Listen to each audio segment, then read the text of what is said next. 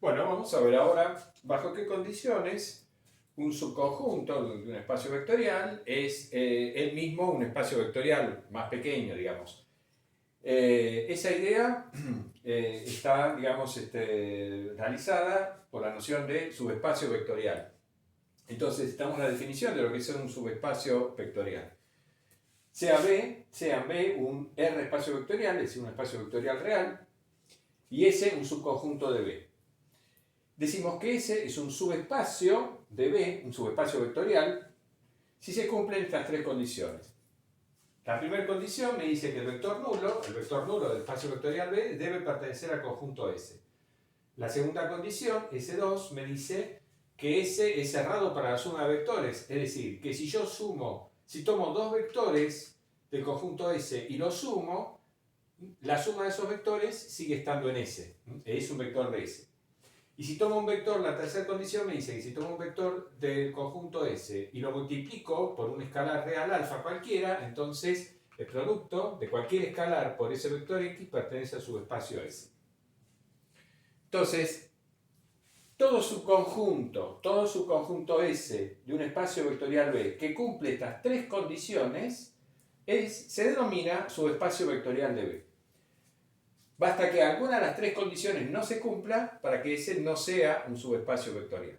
Entonces, las tres condiciones. La primera, el vector nulo del espacio vectorial tiene que pertenecer al conjunto S. La segunda condición me dice que si tomo dos vectores de S y los sumo, la suma de esos dos vectores tiene que pertenecer a S, tiene que ser un vector de S. Y la tercera condición me dice que si a un vector de S lo multiplico por cualquier escalar alfa, entonces el producto de ese escalar por el vector X pertenece a S, sigue estando adentro de S. Bien, esta es una definición, es lo que, digamos, define lo que se entiende por subespacio vectorial de un espacio vectorial real. Bueno, el primer ejemplo, vamos a ver algunos ejemplos, ¿no?, de subespacios. Bueno, el primer ejemplo es el más pavo, digamos así. Hay dos subespacios, o sea, todo espacio vectorial tiene al menos dos subespacios. El conjunto S, que está formado únicamente por el vector nulo, fíjense, S acá está formado únicamente por el vector nulo. Bueno, esto es un subespacio del espacio vectorial. Cualquiera sea el espacio vectorial B, este conjunto es un subespacio de B, porque cumple las tres condiciones. Bueno, la primera obviamente la cumple, está formado únicamente por el vector nulo. La segunda condición la cumple si tomo dos vectores X, Y en S. Cuando los sumo, ¿qué pasa? Bueno, si tomo dos vectores X, Y en S, ambos vectores tienen que ser vector nulo. Cuando lo sumo me da el vector nulo, el cual también pertenece a S. Y la tercera condición, si tomo un vector X en S, ese vector X que estoy tomando tiene que ser vector nulo, lo multiplico por cualquier escalar alfa, también me da el vector nulo, o sea, sigo estando adentro de S. De modo que este conjunto, formado únicamente por el vector nulo, cumple trivialmente las tres condiciones y por lo tanto es un subespacio vectorial de S. Y el otro subespacio obvio, que tiene el espacio vectorial B, es todo B, digamos. El espacio vectorial B es subconjunto de sí mismo y es evidente que cumple las tres condiciones, digamos, no hace falta explayarse sobre eso. Entonces, estos dos subespacios se denominan subespacios triviales de B, bueno, porque justamente cumplen trivialmente la definición de subespacio y por eso se llaman subespacios triviales. Son los dos subespacios que seguro tienen todo espacio vectorial.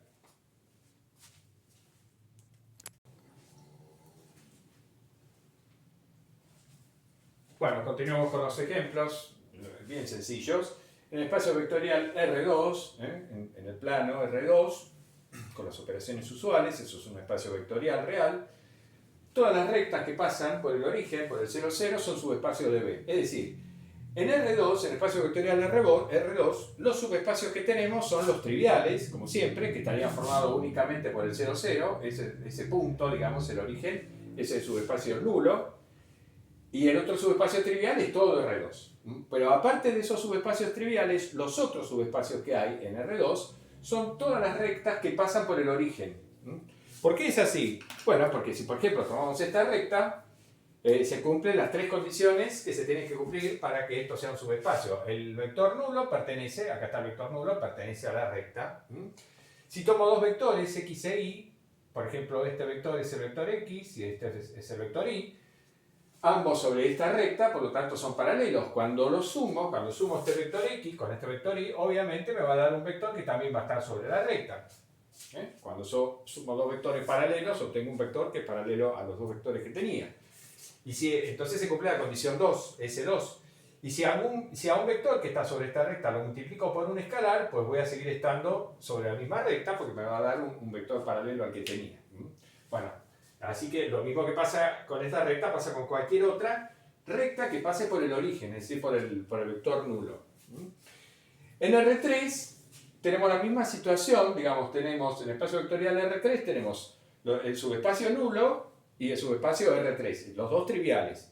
Pero además tenemos todas las rectas que pasan por el origen, como en este caso, son subespacios, y también los planos que pasan por el origen, por el 0, 0, 0, son subespacios de B. De vuelta, si tomamos un plano como este, supongamos que pasa por el origen, bueno, si tomo dos vectores que pertenecen a ese plano, lo sumo con la regla de paralelogramo, el vector suma sigue estando en ese plano.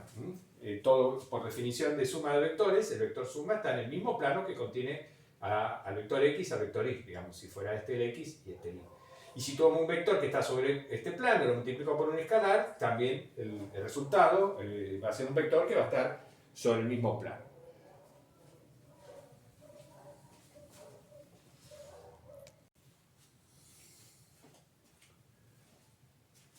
Este cuarto ejemplo es muy importante porque generaliza los dos ejemplos anteriores. Supongamos que A es una matriz real, M por N, y que consideramos este conjunto S, el conjunto formado por todos los vectores X del espacio Rn, para los cuales A por X me da el vector nulo.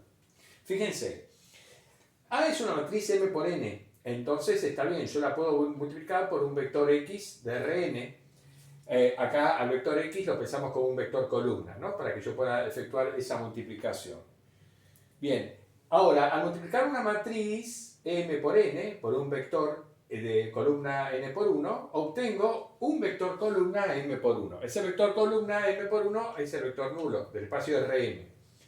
Entonces, esto que tenemos acá es la expresión matricial de un sistema de ecuaciones lineales, un sistema de m ecuaciones lineales, porque A es una matriz M por N, tiene m filas, es un sistema de m ecuaciones lineales con n incógnitas. Las incógnitas son las coordenadas del vector x.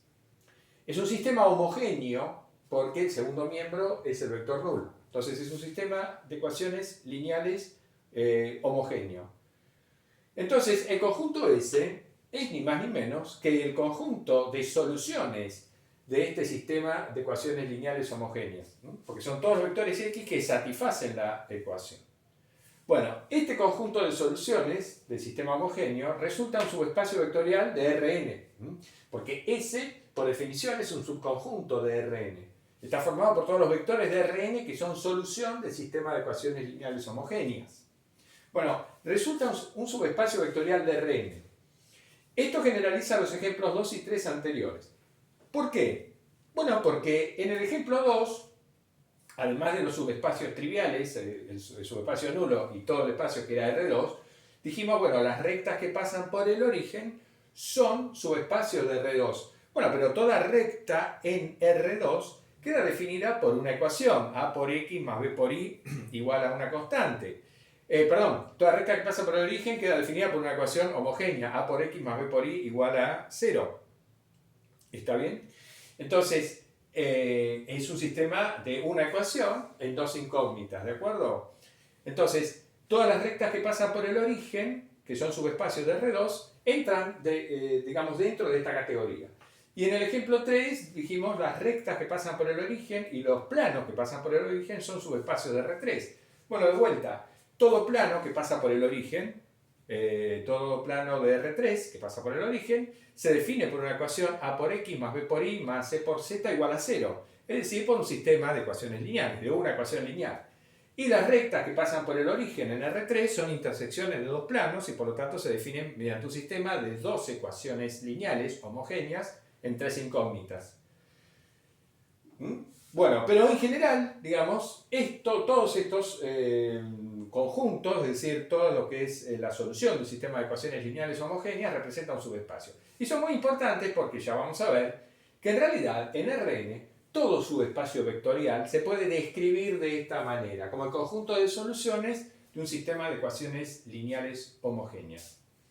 Bueno, veamos que efectivamente este subconjunto S de Rn es un subespacio vectorial. ¿Qué es lo que hay que ver?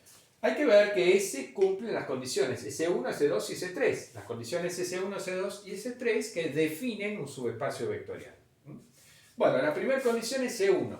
El vector nulo de Rn, ¿pertenece a S? Sí, pertenece. ¿Por qué? Porque cuando multiplico A por el vector nulo de Rn, obtengo obviamente el vector nulo de Rn y por lo tanto el vector nulo es solución de este sistema de ecuaciones lineales homogéneas. De hecho, es lo que se llama la solución trivial, porque siempre el vector nulo 0, 0, 0, 0 va a ser siempre solución de un sistema de ecuaciones lineales homogéneas.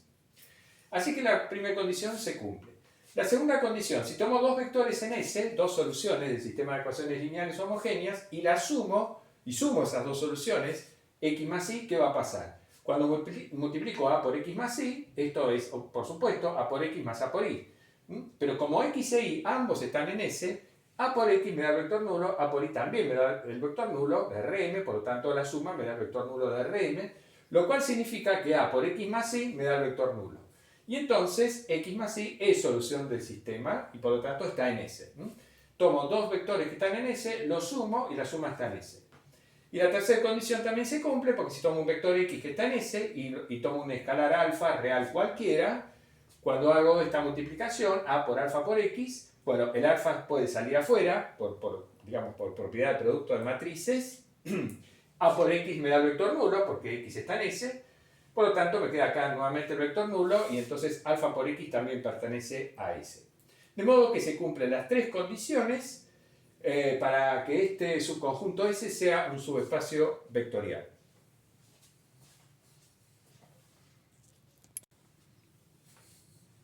Veamos dos ejemplos más. Ejemplo 5. Nuestro espacio vectorial es el conjunto de todas las funciones con valores reales definidas en un cierto intervalo cerrado AB de la recta real. ¿Está bien? B es el conjunto de todas las funciones con valores reales definidas en ese intervalo. Este conjunto sabemos que es un espacio vectorial, con las operaciones las operaciones usuales de suma de funciones y de productos escalares por funciones, constituye un espacio vectorial real. El vector nulo de este espacio vectorial real es la función nula, idénticamente nula, es decir, la función f que es constantemente igual a 0 para todo x en el intervalo AB. Es un espacio vectorial real. Ahora, ¿qué pasa si consideramos el subconjunto de B formado por las funciones continuas definidas en el intervalo cerrado AB? Es decir, acá estamos considerando todas las funciones definidas en el intervalo AB con valores reales, pero ahora el subconjunto S está formado únicamente por las funciones continuas definidas en el intervalo cerrado AB. Obviamente ese es un subconjunto de B. La pregunta es si es o no un subespacio vectorial. Bueno, ya estamos diciendo que sí es un subespacio vectorial. ¿Por qué? Porque cumple las tres condiciones S1, S2, S3 de manera trivial. La primera condición la cumple, ¿por qué? Porque el vector nulo de este espacio vectorial, dijimos, es la función constantemente igual a 0 y toda función constante es continua. Entonces, la función constantemente igual a 0 pertenece a S. La segunda condición la cumple porque si tomamos dos funciones continuas en el intervalo AB, dos funciones que pertenecen a S, y las sumamos, nos da una función continua. La suma de dos funciones continuas nos da una función continua, por lo tanto la suma de dos funciones de S pertenece a S. Luego se cumple la condición 2, la S2. Y la S3 se cumple porque si tomamos una función que está en S, una función continua, la multiplicamos por una constante, eso también nos da una función continua, porque al multiplicar por una constante una función continua, obtenemos una función continua. Luego se cumple la tercera condición. Veamos este sexto ejemplo. Vamos a considerar el espacio vectorial formado por todos los polinomios con coeficientes reales en la indeterminada x y vamos a considerar este subconjunto de S formado por todos los polinomios que tienen grado igual a 3. Preguntamos si es o no un subespacio vectorial de B. La respuesta la dejamos para el próximo video.